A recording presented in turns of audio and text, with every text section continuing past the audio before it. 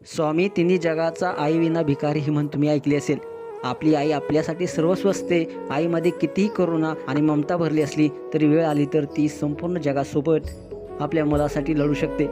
आई मुलाचं नातं या जगातील सर्वात सुंदर आणि वेगळं नातं असतं. आपले आईवडीलच असतात जे आपल्यावर निस्वार्थी प्रेम करतात. आई मुलाच्या नात्यात देखील असंच प्रेम दिसून येतं.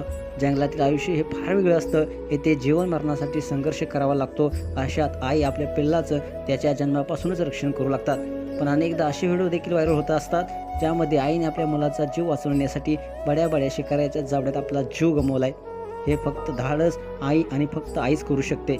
सोशल मीडियावरती माणुसकीचं दर्शन घडवणारं एक असं सुंदर दृश्य प्रचंड व्हायरल होत आहे, ज्यामध्ये एका व्यक्तीने हरवलेल्या हरणाच्या पिल्लाची आपल्या आईशी भेट करून दिल्याचं आपल्याला इथं पाहायला मिळणार आहे.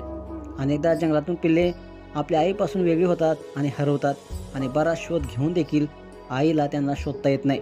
असंच काहीसं एका हरणाच्या पिल्लासोबत घडलं होतं, जो त्याच्या आईपासून वेगळा झाल्यानंतर जंगलात हरवला गेला. आईने त्याला शोधण्याचा खूप प्रयत्न केला पण तो सापडला नाही. या संपूर्ण घटनेचा व्हिडिओ सोशल मीडियावरती अक्षरशः धुमाकूळ घालतोय, ज्यामध्ये एक व्यक्ती हरवलेल्या हरणाला वाचवून त्याच्या आईकडे परत घेऊन जात असल्याचं पाहायला मिळते. पिल्लू त्याला जमिनीवर ठेवताच आधी व्यक्तीकडे पाहू लागतो, तर दुरूनच आई आपल्या पिल्लाला पाहून आनंदित झालेली दिसते.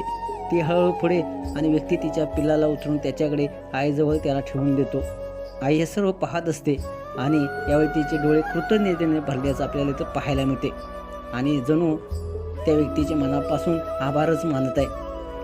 हा व्हायरल झालेला व्हिडिओ इंस्टाग्राम अकाउंटवरून शेअर करण्यात आला असून लाखो लोकांनी हा व्हिडिओ पाहिला आहे. तर एका युजर्सनं म्हटलंय किती सुंदर दृश्य आहे, तर एका युजर्सनं म्हटलंय त्याने पिल्लाला स्पर्श करायला नको होता, ती कदाचित पिल्लाला मारू शकते किंवा सोडून देऊ शकते. मित्रांनो, तुम्हाला व्हिडिओ कसा वाटला तुमची प्रतिक्रिया अवश्य लिहा आणि आपल्या SS स्पोर्ट्स या चॅनलला सबस्क्राईब करायला नक्की विसरू नका.